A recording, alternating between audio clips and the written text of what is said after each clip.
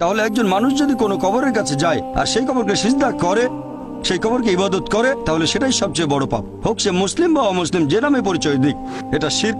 তাদেরকে বদলাতে হবে। আর আমার লেকচারেও আমি তাদের উদ্দেশ্যে বলেছি যে যদি আপনারা কোনো কবরে যান, আমাদের নবী বলেছেন তোমরা কবরের কাছে যেতে পারো, এতে আখিরাতের কথা মনে পড়বে যে একদিন আমিও মারা যাব। তাহলে কবরে গিয়ে সেই মৃত ব্যক্তির জন্য দোয়া করবেন, তার কাছে দোয়া চাইবেন না, তার জন্য দোয়া করতে পারেন আল্লাহ যেন তাকে জান্নাতুল ফেরদৌসে পাঠান, তার সব গুনাহ মাফ করে দেন ইত্যাদি। তবে তার কাছে দোয়া চাইবেন না, দোয়া করবেন শুধুমাত্র আল্লাহ সুবহানাহু ওয়া তাআলার কাছে। ইয়াকা নাবুদু ওয়া ইয়াকা নাস্তাইন, আমরা শুধু তোমার ইবাদত করি, তোমার সাহায্য চাই। আমার বিভিন্ন লেকচারে আমি সব মুসলিমদের উদ্দেশ্যে বলেছি যে এটা করা ঠিক না। একটা লেকচারে আমি বলেছিলাম যে আপনারা কোনো কবরকে ইবাদত বা সিজদা করবেন না, এটা ঠিক না, সবচেয়ে বড় পাপ।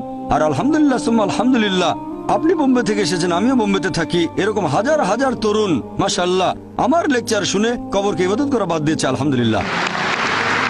আশা করি উত্তরটা পেয়েছেন।